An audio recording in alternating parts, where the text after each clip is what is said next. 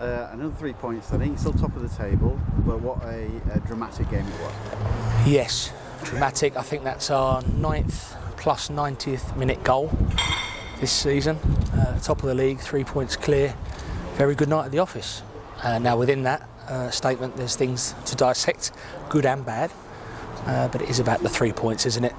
I think the fact we're scoring so many late goals is a testament to the players' fitness and the supporters for spurring us on. And I think before they got the man sent off, you're thinking, OK, at this point, the point 8 isn't looking a bad result. They've got one more than us, and a lot of things are against us, without saying too much. And, you know, the lad does a horrible tackle on James, and it gets balanced up, and then you feel like the whole ground's behind you. And I felt the players embraced that from the supporters, and they really jumped on that atmosphere, that belief. And when Quigg scores, you're thinking with 5-6 minutes to go, can we hold on? And we did. So yeah, you know, we are bringing a lot of excitement to the stadium at the moment. And at 2-0, you're thinking, let's just have a nice, easy evening. But it's not to be. But if you don't make it easy, you make it difficult and win. 2 goals up. I mean, what happened after that, though? Because the side seemed to, well, something changed, didn't it? Yeah, haven't seen the goals back yet, but yeah, we're disappointed. The first one, their first goal, Halifax, sort of come from nowhere, didn't it? Yeah, that's important, because it makes everyone a bit flat, doesn't it, in the stadium, and then they get a bit of momentum going to half time, and you can almost predict what their manager's saying to their team. And they come out, didn't start well at all second half, gave away loads of set pieces, and all of a sudden, then obviously, they got a penalty, which probably is a penalty. I think, if I'm honest, I haven't really watched it back, but I'm probably appealing for it. Tom Naylor, as honest and excellent he is, he's done so well during the game. For me, as well, I won't go into it too much, but he should have been on the pitch at the end, shall we say? But yeah, I think it probably was a penalty. And then you're thinking, okay, what you got, and it balances out with the 10 men each, and you just feel there was only one winner. Easy to say now, isn't it? Now we've won, but yeah, after he scored, and then it went from 6 minutes added to 8 minutes added, and you're thinking, could this night get any more crazier? And luckily it didn't. I mean, of Tom Naylor's second yellow card, was that just a case of frustration boiling up throughout the course of the afternoon, the evening rather? I don't know really. Listen, it's hard because you can't say too much, but what I will say in general, and not in terms of tonight, in general, I think we as a country have got to be careful of our football laws. We don't take the passion out of it. Supporters come here for a release, and they come here for excitement and entertainment, as do we, as do you guys, as do the players.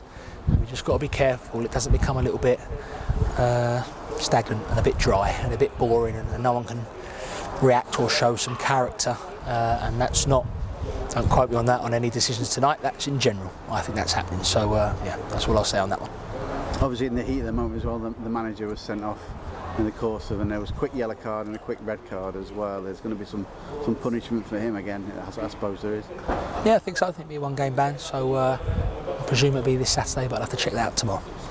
Obviously, you changed it, slightly tweaked the system a little bit, brought Darren Oldacre in. You had a bit of a licence to go from in the midfield role. What was the thinking there? For that, exactly, really. Darren's a very creative player.